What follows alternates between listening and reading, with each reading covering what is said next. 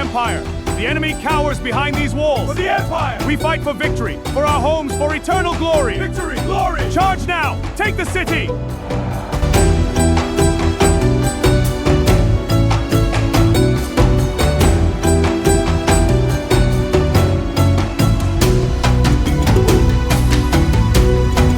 The seal is set.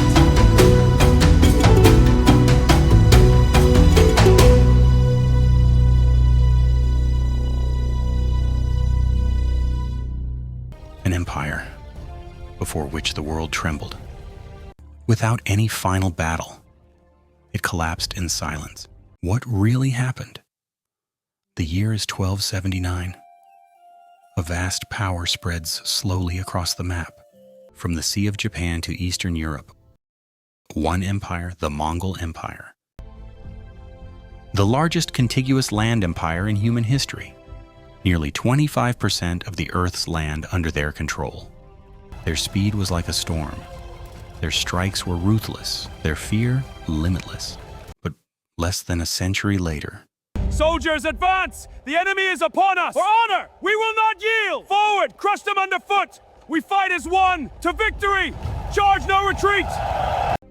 it was all gone. No final battle, no last resistance. Just a slow collapse. And this is where the story becomes strange. Most history books rush past this part.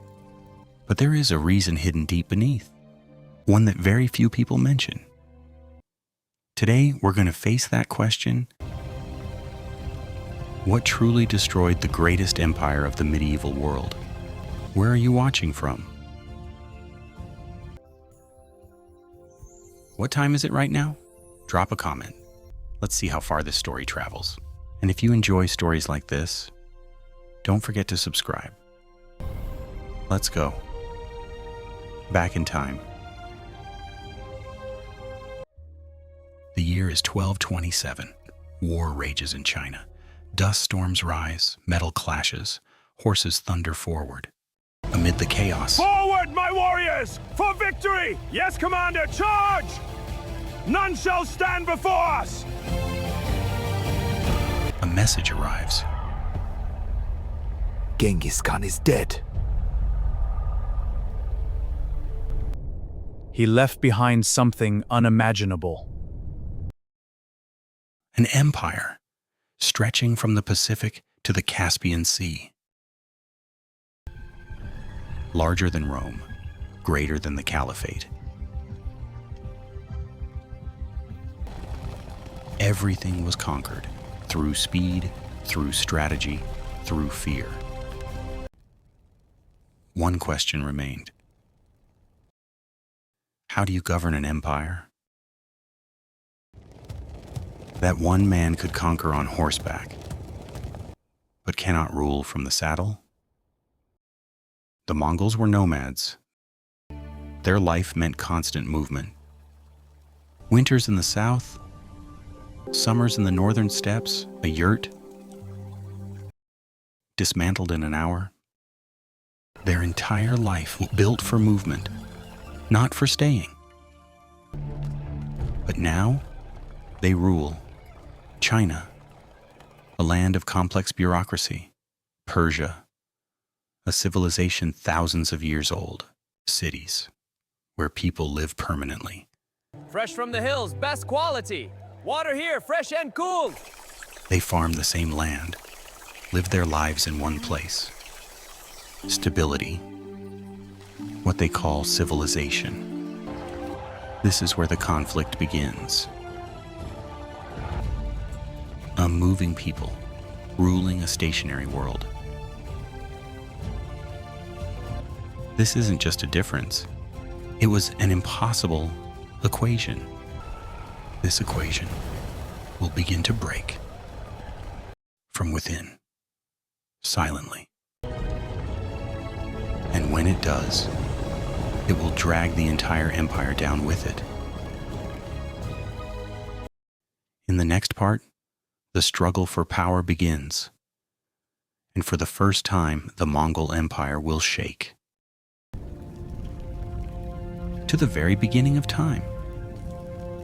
But what we've been taught, is it really the full truth? Western history tells us civilization was born in Mesopotamia, Sumeriarch Babylon, or ancient Egypt and Iran, often ignored.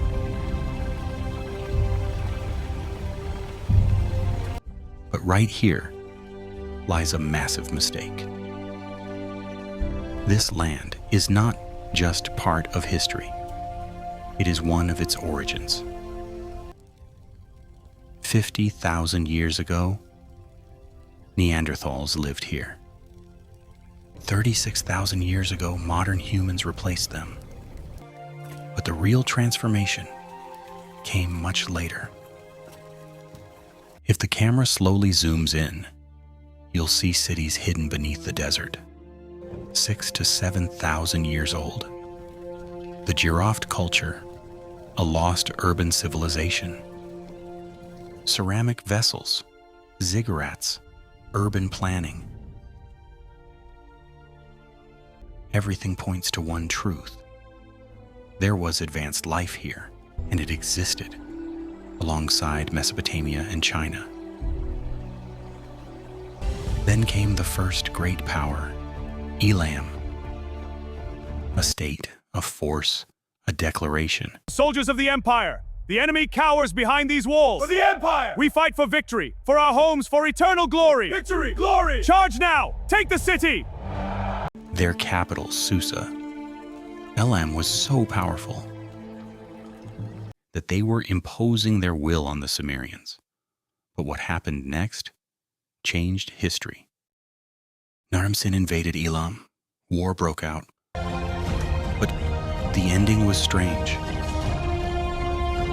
No, it wasn't a simple truce. A treaty was made, written for the first time. Two powers sat down to decide. The condition: Elam would remain independent, but its foreign policy would align with Akkad. Think about that.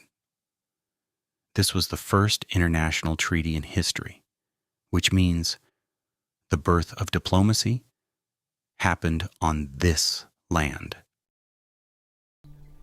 But this isn't the end, because the people we call Iranians today had not yet arrived. Between 2000 and 1500 BCE, a new wave descended from the north. Nomadic tribes from Central Asia, from the Caucasus. They belonged to the Indo-European family of peoples. And here comes a fascinating connection. My people, hear me. This artifact is our bond. It guides us. We move as one, stay united. Our journey continues. Behold, these ancient symbols. They are related to Latin, Greek, and even English. Their legacy connects our tongues across millennia. Which means this story isn't just Iran's, it's all of ours. These people called themselves Aryans, meaning noble. Their land, Aryanam Veja. Over time, this name became Iran. They merged with Elam. Indeed. Let this exchange seal our pact, a symbol of our unity May it bring prosperity. and peace to our people. New powers emerged, the Medes, the Persians. But the most important thing has not yet arrived. These harsh mountains, these unforgiving deserts.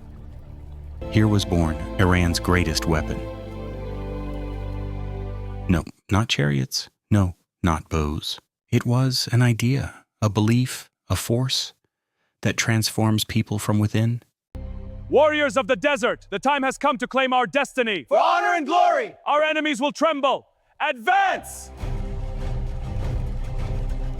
And that idea was so powerful, it would not just shape a nation, but transform the thinking of the entire world. An idea that would reshape the thinking of the entire world. But what exactly was that idea? To the ancient Iranians, life was not something ordinary. Our ancestors watch over us. We must unite and move forward. Together, we will reach the promised land. No, it was not something that simply repeated like the seasons. In their eyes, the entire universe was a battlefield, a final uncompromising war. On one side, Ahura Mazda light, truth, and order. On the other side, Ahriman darkness, lies, and chaos. This was not just belief. It was a worldview, a world divided into two, good and evil. And the most terrifying part? This evil was not abstract. It was real. The vast nomadic lands of Eurasia, from where devastating raids constantly came. So to be Iranian meant, Warriors, the hour of destiny is upon us. Let our blades strike true and our hearts burn with valor. Charge for honor and victory! to be a warrior of light. Their poetry, their culture, their state, everything was built for one purpose: to help the forces of good prevail. This idea unified them. One nation, one purpose, one war. But it didn't end there. Because this belief did something even greater. It changed time itself. Before this, people believed time was cyclical. But here it was said, no, time moves forward in a straight line. There is a beginning. There is an end. In the end, a final battle, purification by fire, and final judgment. Think about it. The way we understand time today began here, but this idea didn't remain in Iran. 6th century BCE, the Persians conquer Babylon, and what they did changed history. They freed the captive Jews. For 2 centuries after, the Jews lived under Persian rule. And during this time, an idea slowly entered another culture. End times, final judgment, linear time. These ideas later flowed into Christianity and Islam. Even Friedrich Nietzsche acknowledged, the foundation of our concept of time began here. But ideas don't stay ideas. They become power. 670 BCE, the first great state, Media. They did not last long, but they destroyed the Assyrian Empire. 670 BCE, the first great state, Media. They did not last long, but they destroyed the Assyrian Empire. The hour of destiny is upon us. We fight for our homes, our honor, our future. Charge with me now, and victory shall be ours. Half Persian, half Median, but his vision was set on the entire world. He did one thing, a unity. 2 peoples, 1 empire.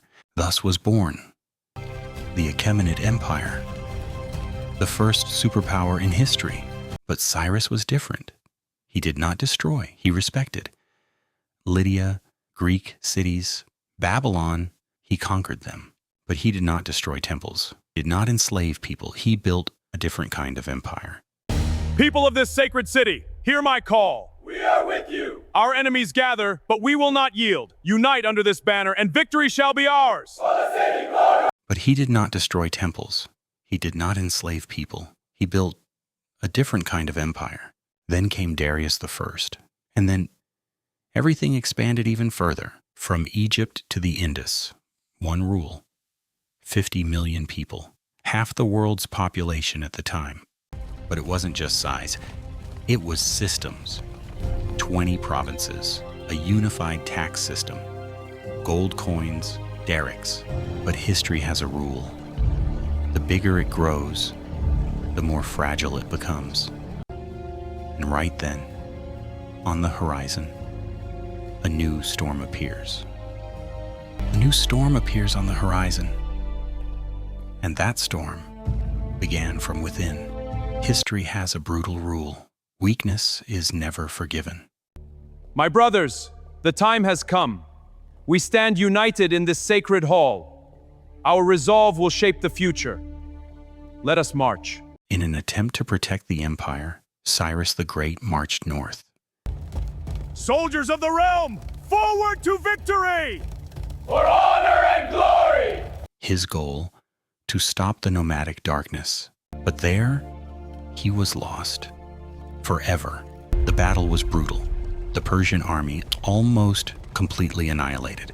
History says, Warriors, the battle is won, but our fight is not over. We honor the fallen by rising again. Steel your hearts. The enemy awaits. Follow me to victory.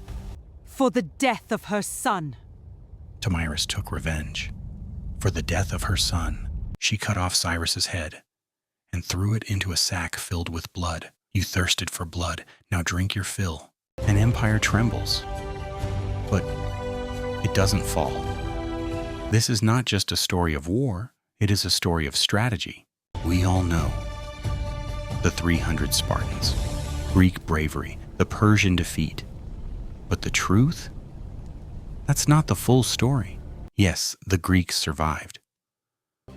But for the vast Achaemenid Empire, it was just a mosquito bite. The Persians did not stop fighting, they adapted. The enemy is here. We strike at dawn. Our cavalry will flank from the west. And the archers, they must cover the advance. They will. Precision is key. Prepare your men. They lowered their swords and used money instead. They funded Athens, then Sparta, Greece, turned against itself. Finally, 387 BCE, the Greeks were exhausted.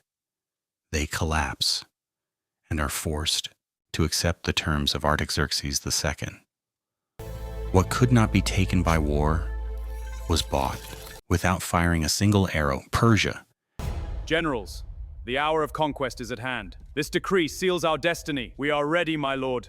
The legions await your command. Then march. Let history be written. Became the master of Greece. The real problem had not yet appeared. The empire had grown too large, too many nations, too many cultures, a weak center. And right then, on the horizon appeared a young king, Alexander the Great. And glory! Charge! None shall stand before us! 330 BCE. The strike was fast, brutal, unstoppable. The Persian army collapses. Persepolis burns in flames. It seemed this was the end. 1,000 years of history, ashes. This was just the beginning. In place of the Achaemenids came the Seleucid Empire, Greek rule. But Iran does the same thing again. Slowly, silently, they begin to transform their conquerors. Incredibly, Alexander himself begins wearing Persian clothes. He adopts Persian customs. Hellenization slowly collapses. Then comes a new power, the Parthian Empire. They drive out the Greeks. They build their own empire. Mithridates I declares, King of Kings. And now, the conflict becomes even greater. The opponent, the Roman Empire. But the Parthians do not yield. Their cavalry, fast, precise, deadly. Parthian shot, striking while retreating. Roman legions collapse again and again. For 5 centuries, thus, they endure. A new chapter begins. 224 CE, the rise of the Sasanian Empire, a powerful state. Centralized power. State religion, Zoroastrianism.